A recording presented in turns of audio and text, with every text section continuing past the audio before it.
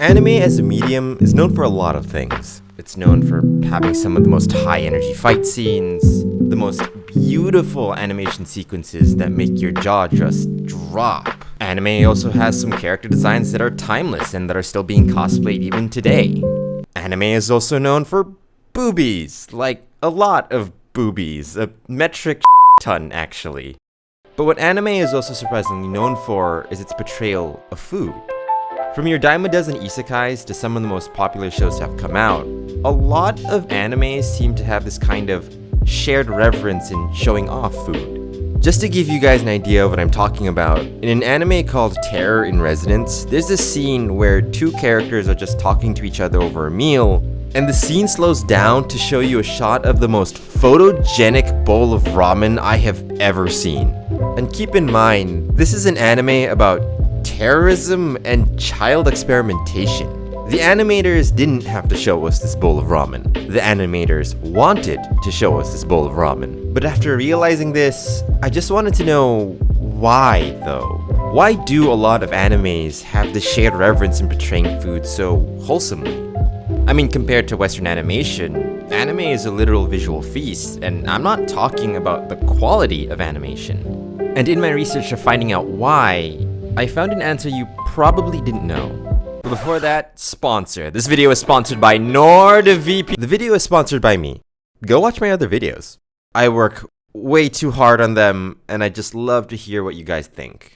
Anyway, that's it. On with the video.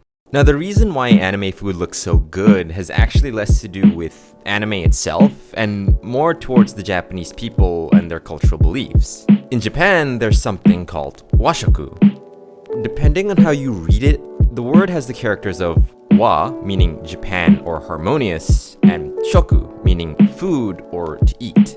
Essentially, washoku to the Japanese is both the belief and actual practice of respecting and revering food when you cook. Washoku dictates everything from picking the best homegrown ingredients, to how the prep work should be done, to even how the meal itself should be cooked.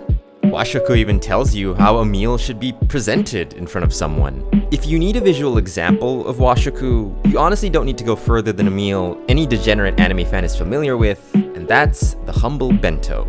Now, if you don't know what a bento is, I'm not gonna explain it to you. It's 2023, go get some culture in your life. At its core, a traditional bento is usually made out of 3 or 4 core parts. You got your foundation, which is either rice or noodles. Then you got some kind of protein, which can either be meat, fish, or even eggs. Then to balance out the protein and carbs, you have some kind of fruit or vegetables in there. I bring this up because even though a bento is only made out of 3 or 4 types of foods, there's a lot of ways you can organize a bento. Like, a lot.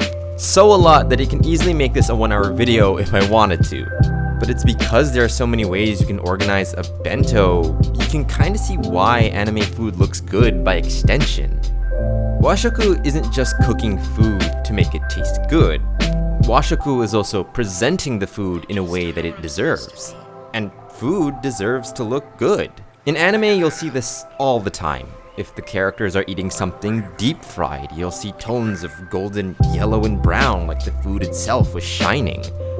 If the characters are eating stew, it honestly looks like something your parents probably made you when you were a kid. If the characters are pan-frying bacon, the animators will go above and beyond and animate the fat rendering out into the pan as it cooks. And it's not just anime that does this. Games from Japan do this as well. Look at this bread. 違う。お前のケーキが伸びたことだ。That's some good bread. The best part of researching washoku is definitely realizing that part of it is an extension of how people are dedicated to each other. That when you're making or cooking something, it allows a person to show their love and appreciation at every step of the way.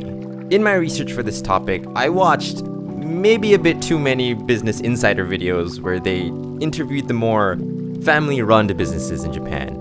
And from what I saw, a lot of them share the same opinion when it comes to their craft. They believe that no amount of automation can ever truly replace the sincerity of another person. That the personal touch from a creator to their creation is what makes something truly special.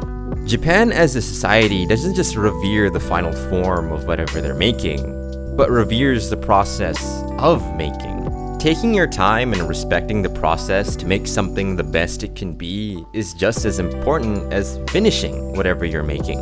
Washoku is just that, but for food. At every step of the way, Washoku makes sure that whoever you're making food for gets the best in what you're making, both in terms of taste and presentation. Because yeah, you and the people around you deserve the best there is.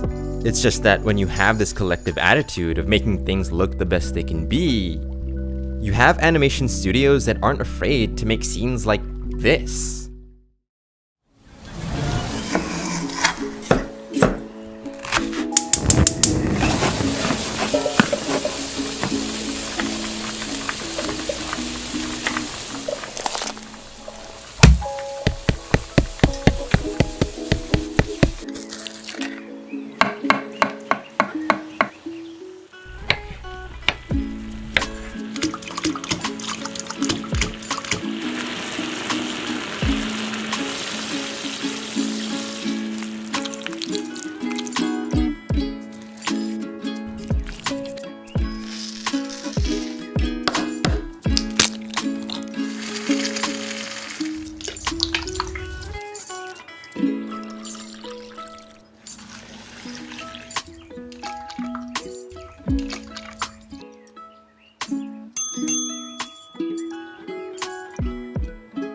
ありがとう。